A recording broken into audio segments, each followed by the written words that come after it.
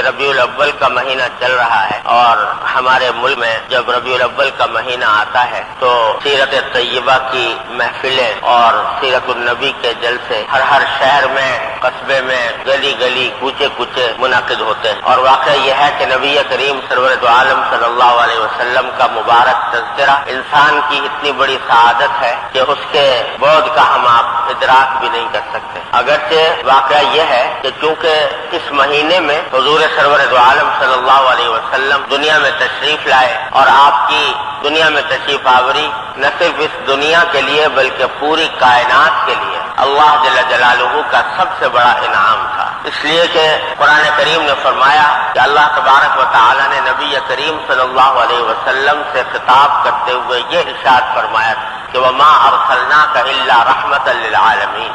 ہم نے آپ کو نہیں بھیجا مگر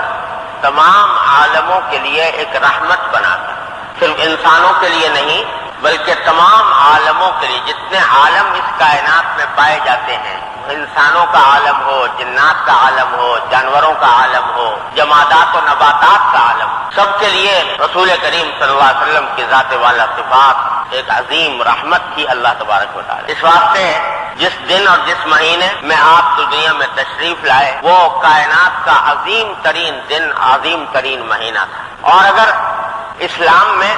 کسی کے یوم ولادت منانے کا کوئی تصور ہوتا تو یقیناً حضور نبی کریم سرور دو عالم صلی اللہ علیہ وسلم سے زیادہ کسی اور کا استحقاق نہیں تھا کہ اس کا یوم ولادت منایا جائے، لیکن اللہ جل جلالہ نے آپ کے ذریعے جو دین ہمیں عطا فرمایا وہ دین در حقیقت رسمی کارروائیوں سے بڑا بالا تر ہے۔ اس دین میں تمام تر زور اور اہمیت اور تاکید در حقیقت عمل کی ہے، ہر انسان کے اپنے عمل، اس میں رسمی کارروائیاں نہیں ہیں۔ اس لیے اس دین کے اندر کسی کے یوم ولادت یا یوم وفات منانے کا کوئی تصور ہی نہیں۔ اتنا عظیم الشان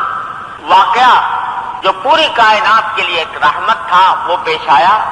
سرکار دو عالم صلی اللہ علیہ وسلم کی ولادت باسعادت، لیکن پوری حیات طیبہ میں نبی کریم صلی اللہ علیہ وسلم کی حیات طیبہ میں کبھی آپ نے یا آپ کے صحابہ کرام نے یہ دن نہیں منایا۔ آپ دنیا سے تشریف لے گئے، 100 سال تک صحابہ کرام دنیا میں تشریف فرما رہے، اور یہ وہ صحابہ کرام تھے جو نبی کریم سرور دو عالم صلی اللہ علیہ وسلم کے اتنے جانثار کہ اب دنیا میں ایسا کوئی جانثار پیدا ہونا ممکن نہیں، جو رسول کریم صلی اللہ علیہ وسلم کے دہان مبارک سے نکلنے والے تھوک کو بھی زمین پر گرنے نہیں دیتے تھے بلکہ اس کو اپنے ہاتھ پر لے کر اس کو اپنے جسم پر مل لیتے۔ وہ صحابہ کرام جو سرکار دو عالم صلی اللہ علیہ وسلم کے ایک پسینے کے قطرے پر اپنے ہزاروں خون کے قطرے بہانے کو تیار، ایسے جانثار دنیا میں کسی بھی انسان کے پیدا نہیں ہوئے۔ یہ وہ صحابہ کرام ہیں کہ کسی بھی نبی کو، کسی پیغمبر کو، کسی ولی کو، کسی صوفی کو، کسی شیخ کو، کسی بڑے رہنما اور قائد کو ایسے جانثار ساتھی میسر نہیں آئے جو حضرات صحابہ کرام نے فداکاری اور جانثاری کی مثالیں قائم فرمائی۔ 100 سال تک وہ دنیا میں تشریف فرما رہے لیکن یوم ولادت منانے کا کوئی ذکر فکر نہیں کہیں کہ حضور فلاں دن پیدا ہوئے تھے لہذا اس دن کوئی جشن منایا جائے، کوئی عید منائی جائے، کوئی سارے صحابہ کرام کے بعد تابعین کا دور آیا، تابعین کے بعد تابعین کا دور آیا۔ خیر القرون قرنی ثم الذین یلونہم ثم الذین یلونہم، آپ نے فرمایا تھا کہ سب سے بہترین قرن میرے زمانے کی قرن ہے، اس کے بعد جو لوگ میرے صحابہ آنے والے ہیں، اس کے بعد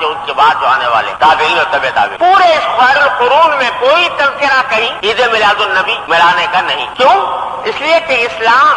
در حقیقت یہ رسمی کارروائیوں کا دین نہیں۔ وہاں یہ سوال نہیں ہے کہ 12 ربیع الاول کی تاریخ میں رسول کریم سرور دو عالم صلی اللہ علیہ وسلم کو خراج تحسین پیش کر دیا جائے، اس کے لیے چراغاں کیے جائیں، اس کے لیے عید منائی جائے اور پھر سارا سال سرکار دو عالم صلی اللہ علیہ وسلم کی سیرت اور سنت سے بغاوت کی جائے۔ یہاں